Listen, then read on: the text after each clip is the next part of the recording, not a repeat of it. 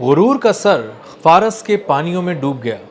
ایک عجیب جنگ تھی جو 40 روز تک جاری رہی امریکہ، ایران اور اسرائیل کے درمیان، اور اس نے دونوں طرف ہر طرف غرور توڑ دیا۔ اسرائیل کا، امریکہ کا ناقابل تسخیر ہونے کا، بحریہ کا، فضائیہ کا، بری فوج کا،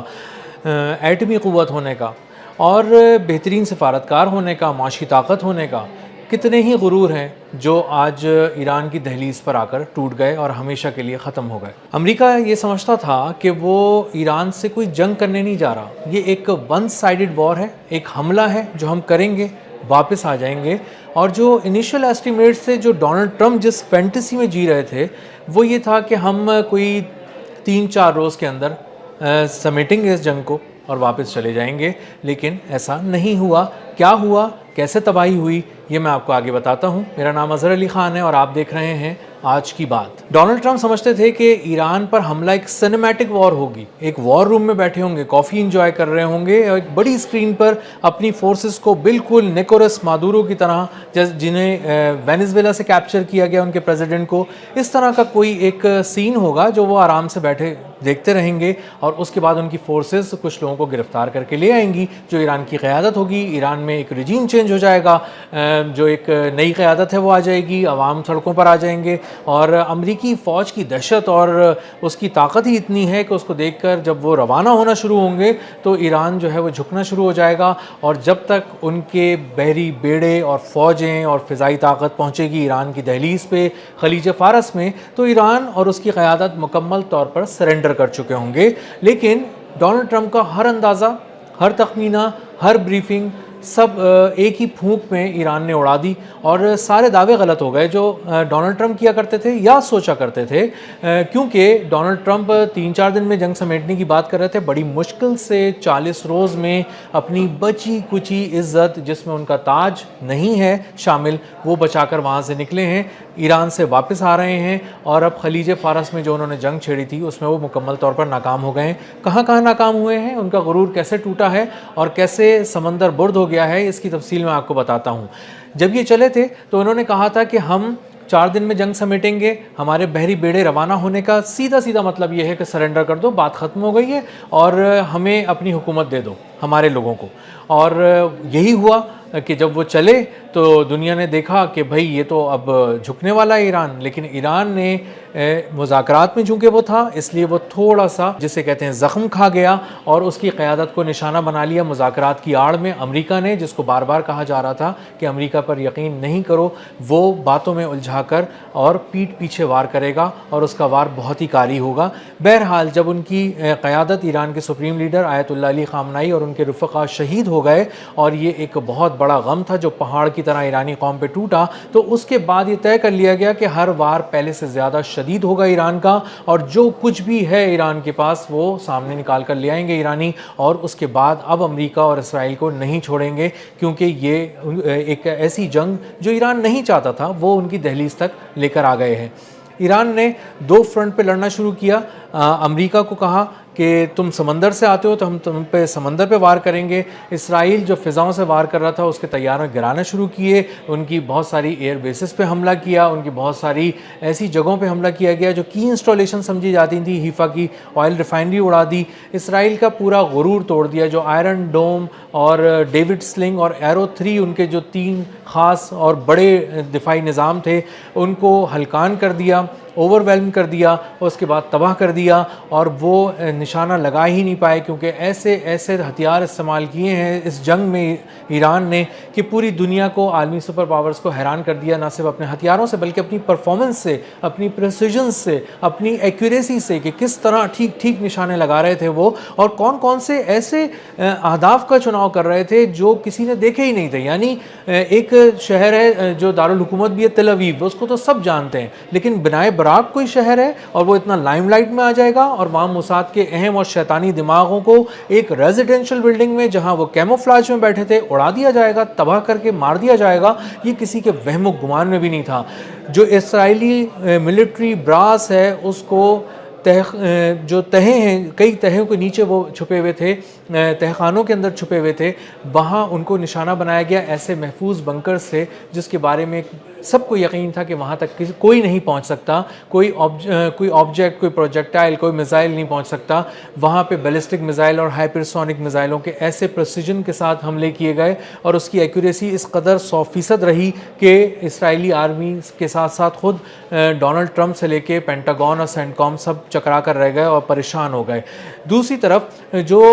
حملے کرنے شروع کیے ایران نے، اس نے مڈل ایسٹ کو پورے ایک جنگ کے خطے میں تبدیل کر دیا، اور آگ کو مڈل ایسٹ کی حدت میں جو مڈل ایسٹ ہے اس کو آگ کی حدت محسوس کرنی پڑی. یہ جنگ جو ہے وہ مڈل ایسٹ کی دہلیز پر پہنچا دی گئی. کیونکہ امریکہ نے وہاں پہ اپنی بیسز بنائی ہوئی تھیں، مشرق وسطیٰ میں اپنے قدم جمائے ہوئے تھے، وہاں پہ اپنے ایسے ریڈارز تھے جو صرف ریڈار دیکھنے کی آنکھیں ہی $1 ارب کی تھیں، اور وہ 5-5 ہزار کلومیٹر دور تک دیکھتی تھیں، اور ایران کو اس کا حملہ کرنے سے پہلے ہی اس کو دیکھ لیتی تھیں اور ناکام بنا رہی ہوتی تھیں. تو ایران نے سب سے پہلے ان آنکھوں کو پھوڑ دیا، ان $1 ارب کی 3-4 آنکھوں کو پھوڑا، اس کے بعد $500 ملین کی 5 آنکھوں کو پھوڑا، اور اس کے بعد ان کا امریکہ کا اڑتا ہوا جو ایوکس پلین تھا، جو اڑتا ہوا اڑن کھٹولا تھا، ایک کمانڈ سینٹر تھا جو اڑتا ہوا کمانڈ سینٹر تھا، اس کو سعودی عرب کی پرنس سلطان ایئر بیس پہ ڈرون اور میزائلز کے ذریعے نشانہ بنا کر تباہ کر دیا.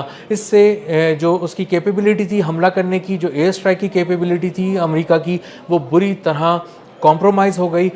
تباہ ہو گئی. اور اس کے بعد ان کے جو طیارے تھے وہ ایک ایک کر کے ہم نے دیکھنا شروع کیا کہ کس طرح پرندوں کی طرح شکار کر رہا تھا ایران ان کا، اور وہ کس طرح آسمان سے آ کر زمین پر گر رہے تھے. $100 ملین کے طیارے جو برباد کر دیے. ایران نے دوسری طرف اسرائیل کو بھی فوکس رکھا، اور وہاں کے نیوتم ایئر بیس جو ان کا بہت ہی امپورٹنٹ ایئر بیس ہے، رمون ایئر بیس جو بہت ہی امپورٹنٹ ایئر بیس ہے، اس پر آدھے گھنٹے کے اندر 2 حملے کیے، اتنی پریسیجن کے ساتھ کیے کہ ان کا دفاعی نظام اس کو برداشت ہی نہیں کر سکا. دوسری طرف ایران نے اسرائیل کی جو ایئر فورس ہے اس کو بھی، جو بہت زیادہ ان کو تکلیف دے رہی تھی، اس کو نشانہ بنایا، اور بہت ہی پریسیجن کے ساتھ نشانہ بنایا. نیوتم ایئر بیس جو ان کا بہت ہی امپورٹنٹ نیگیو ڈیزرٹ کے پاس ہے، اس کے 3 رن وے تھے، تینوں تباہ کر دیے گئے. اس کے پاس رمون ایئر بیس تھی ان کی، جہاں پہ خفیہ طور پہ F-35 اڈیر کھڑے کیے گئے تھے، وہ طیارے جن پہ کوٹنگ ایسی ہوتی ہے کہ جو ریڈار ان کو پکڑ ہی نہ سکے. انتہائی مہنگے طیارے، اور اگلے 40 سال کی امریکی ضمانت کے ساتھ دیے گئے تھے کہ اب تم ہی راج کرو گے پورے مڈل ایسٹ پہ. اسرائیل کو کہا گیا تھا، اسرائیل نے ایک طیارہ $100 ملین کا لیا تھا، وہ 40 طیارے ایک ہی پھونک میں ایران نے اڑا دیے. فتح 360 میزائل کے ذریعے حملہ کیا رمون ایئر بیس کے اوپر اور نیوتم ایئر بیس پہ، اور وہ طیارے جن میں کوئی ابھی پائلٹ بیٹھا ہی نہیں تھا، ان کو چلانے کی نوبت ہی نہیں آئی تھی، ان کو ایک ہی میزائل حملے میں ناکام بنا دیا، ناکارہ کر دیا، تباہ کر دیا. اور اس ساری جو ملٹری ایکٹیویٹی تھی اس کا دورانیہ محض آدھے گھنٹے تھا. 30 منٹ میں $4 ارب کے 40 طیارے F-35 تباہ ہو گئے اسرائیل کے. اور اسرائیل کی جو فارورڈ اٹیک کی کیپیسٹی تھی، کیپیبلٹی تھی، وہ ہمیشہ کے لیے ختم کر دی گئی، بہت عرصے کے لیے ختم کر دی گئی. اب نہ اسرائیل کے پاس اتنے پیسے ہیں کہ وہ جا کے وہاں F-35 خریدے، نہ فوری طور پہ امریکہ اس کو F-35 دے سکے گا. تو اسرائیل کا غرور، اسرائیل کا شہر، اسرائیل کے شہری، اسرائیل کی پوری رجیم بری طرح برباد ہو گئی. نتن یاہو کہیں نظر نہیں آتا، نتن یاہو کے پاس کہنے کے لیے کچھ نہیں ہے، وہ بھاگتا رہا، مفرور رہا اس پوری جنگ میں، کہیں سامنے نہیں آیا، کہیں دلگیری نہیں کی اس نے اپنے